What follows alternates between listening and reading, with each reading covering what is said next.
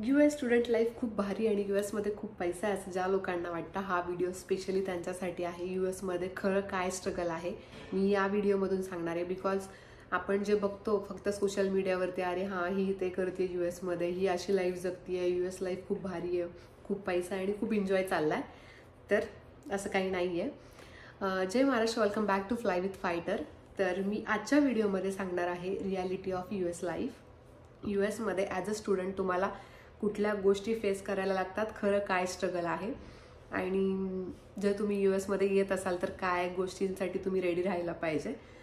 तर सगळ्यात स्टार्टिंगची गोष्ट अशी आहे की जेव्हा तुम्ही यूएसला यायचा प्लॅन करता, तुम्ही कुठली कन्सल्टन्सी जॉईन करता किंवा कुणाकडून गायडन्स घेता, किंवा तुम्ही इव्हन यूएसमधल्या काही कॉलेजेस युनिव्हर्सिटीमध्ये ॲडमिशन घेत असाल, ते लोक तुम्हाला बोलतात की नाही एवढी फी भरा, तेवढी फी भरा, अशी इन्स्टॉलमेंट असेल. आणि त्यानंतर तुमचं खरं स्ट्रगल चालू होतं.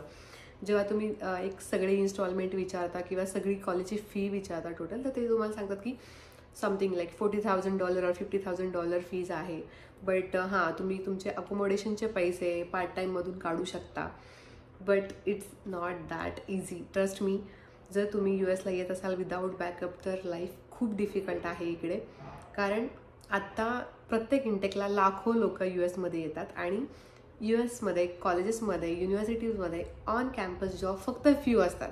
म्हणजे पकडा की 50 लोकांना पण जॉब मिळणं ॲट अ टाईम खूप डिफिकल्ट आहे. आणि जर तुम्ही एवढे लोक एका वेळी येत आहे तर तुम्ही तेवढ्याच लोकांना लाईक जे लकी असतील त्यांना तो जॉब मिळतो किंवा कोणाच्या रेफरन्सने मिळतो. बट बाकी लोकांचं काय? आणि जे इंडियातून येताना लोन घेऊन आलेले असतात त्यांचं प्लॅनिंग असतं की नाही मी तिकडे जाऊन पार्ट टाईम करेल, मी एवढा जॉब करेल, मी तेवढे पैसे कमवेल, मी माझं स्वतःचं बघेल, मी सॉर्ट करेल. But it's not that easy. आणि इकडे म्हणजे तुम्ही कॅम्पस सोडून बाहेर जॉब करणं हे इलिगल आहे. जेव्हा स्टुडंट बोलतात की नाही ठीक आहे बाहेर जॉब करू, बट आत्ता यूएसमध्ये तशी सिच्युएशन राहिलेली नाही. It's too difficult.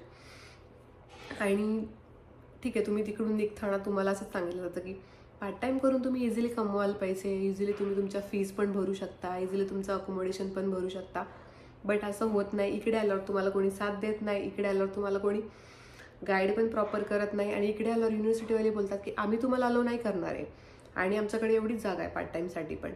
सो हे स्ट्रगल तुमचं चालू होतं. मग तुम्ही त्या स्ट्रेसमध्ये असता की नाही घरच्यांनी एवढा खर्च केला आहे, मी एवढं लोन घेतलं आहे, मला हे करायचं आहे ते करायचं आहे. मग महिन्याला लाखो रुपये खर्च असतो. असं नाही आहे की रेंट 10-15 हजार येईल. तुम्हाला रेंटसाठी पण $600-700 महिन्याला लागतात. विथ तुमचं फूड त्यासाठी पण तुम्हाला $300-400 महिन्याला लागतात. सो अराउंड $1,000 हा महिन्याचा खर्च होतो. मग ह्या गोष्टी खूप डिफिकल्ट आहेत. असं नाही आहे की तुम्ही एक कॉल घरी करून जे लोक मिडल क्लासमधून येतात, लोन घेऊन येतात, त्यांच्यासाठी लाख रुपये एका टायमिंगला घरी मागणं म्हणजे खूप मोठी गोष्ट असते त्यांच्या पेरेंट्ससाठी.